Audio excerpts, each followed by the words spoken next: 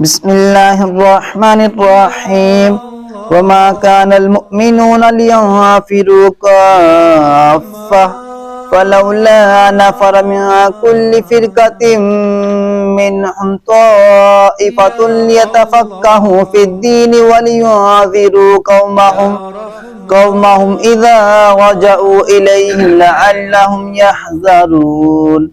ترجمہ کنز العرفان۔ اور مسلمانوں سے یہ تو ہو نہیں سکتا کہ سب نکل جائیں، تو ان میں ہر گروہ میں سے ایک جماعت کیوں نہیں نکل جاتی تاکہ وہ دین میں سمجھ بوجھ حاصل کریں، اور جب ان کی طرف واپس آئیں تو وہ انہیں ڈرائے تاکہ یہ ڈر جائیں۔ وما كان المؤمنون، اور مسلمانوں سے یہ تو ہو نہیں سکتا، یعنی علم حاصل کرنے کے لیے سب مسلمانوں کا اپنے وطن سے نکل جانا درست نہیں کہ اس طرح شدید حرج ہوگا۔ تو جب سارے نہیں جا سکتے تو ہر بڑی جماعت سے ایک چھوٹی جماعت جس کا نکلنا انہیں کافی ہو کیوں نہیں نکل جاتی تاکہ وہ دین میں فقاہت حاصل کریں اور اس کے حصول میں مشقتیں جھیلیں، اور اس سے ان کا مقصود واپس آ کر اپنی قوم کو واضح نصیحت کرنا ہوتا کہ ان کی قوم کے لوگ اس چیز سے بچیں جس سے بچنا انہیں ضروری ہے۔ حضرت عبداللہ بن عباس رضی اللہ تعالیٰ عنہما سے مروی ہے کہ قبائل عرب میں سے ہر قبیلے سے جماعتیں تاجدار رسالت صلی اللہ علیہ وسلم کی بارگاہ میں حاضر ہوتی اور وہ حضور پرنور صلی اللہ علیہ وسلم دین کے مسائل سیکھتے اور فقاہت حاصل کرتے اور اپنے لیے اور اپنی قوم کے لیے احکام دریافت کرتے۔ حضور اقدس صلی اللہ علیہ وسلم انہیں اللہ عز و جل اور رسول اللہ صلی اللہ علیہ وسلم کی فرما برداری کا حکم دیتے اور نماز، زکوٰۃ وغیرہ کی تعلیم کے لیے انہیں ان کی قوم پر مأمور فرماتے۔ جب وہ لوگ اپنی قوم میں پہنچتے تو اعلان کر دیتے جو اسلام لائے وہ ہم میں سے ہے، اور لوگوں کو خدا عز و جل کا خوف دلاتے اور دین کی مخالفت سے ڈراتے۔ یہ رسول کریم صلی اللہ علیہ وسلم کا معجزہ عظیمہ ہے کہ بالکل بے پڑھے لوگوں کو بہت تھوڑے عرصے میں دین کے احکام کا عالم اور قوم کا ہادی بنا دیا۔ اس آیت سے 3 مسائل معلوم ہے۔ نمبر 1، علم دین حاصل کرنا فرض ہے۔ اس کی تفصیل یہ ہے کہ جو چیزیں بندے پر فرض و واجب ہیں اور جو اس کے لیے ممنوع اور حرام ہے اور اسے درپیش ہے، ان کا سیکھنا فرض عین ہے، اور اس سے زائد علم حاصل کرنا فرض کفایہ ہے۔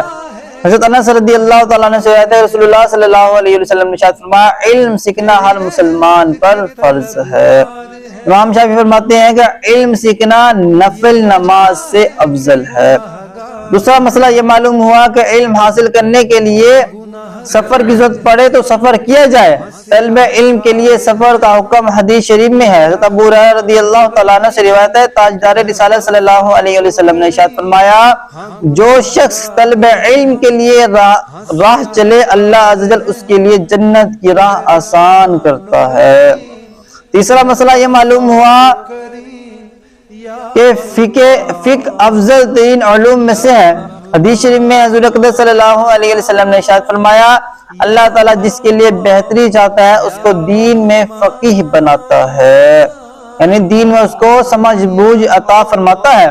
میں تقسیم کرنے والا ہوں، اللہ عز و جل دینے والا ہے۔ حضرت عبداللہ بن عباس رضی اللہ تعالی عنہما سے روایت ہے رسول اللہ صلی اللہ علیہ وسلم نے ارشاد فرمایا ایک فقیہ شیطان پر 1000 عابدوں سے زیادہ سخت ہے، یعنی جو ایک فقیہ ہوگا وہ شیطان پر 1000 عابدوں سے زیادہ سخت ہے، یعنی 1000 عابدوں عبادت گزار ہوں تو وہ جو ایک فقیہ ہوگا علم دین حاصل کرنے والا، سیکھنے والا، سمجھنے والا ان 1000 عابدوں سے زیادہ افضل ہوگا، شیطان پر بھاری ہوگا۔ فقہ احکام دین کے علم کو کہتے ہیں اور اصطلاح فقہ بھی اسی کا عظیم مصداق ہے۔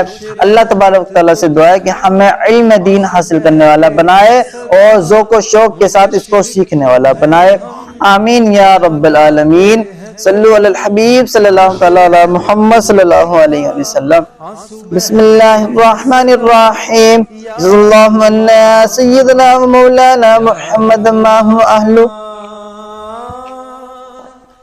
یا اللہ عز و جل نماز فجر ادا کی تفسیر پڑھی سنی مولا اس کا ثواب تو اپنے شایع نشان عطا فرما مولا، ہماری ہمارے والدین کے ساتھ اساتذہ کرام کے پیر و مرشد کی بے حساب کامل مغفرت فرما مولا ہم سب کے تمام صغیرہ کبیرہ گناہوں کو معاف فرما۔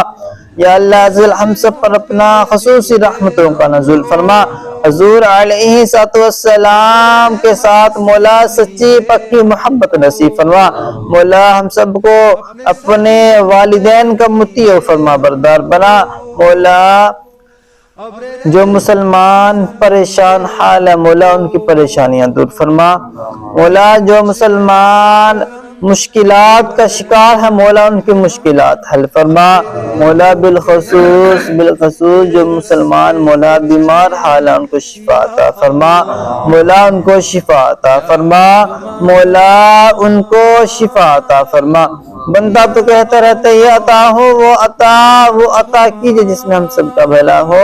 وصلی اللہ تعالی علی خیر خلقہ محمد وعلی آلہ وصحبہ اجمعین برحمتک یا ارحم الراحمین۔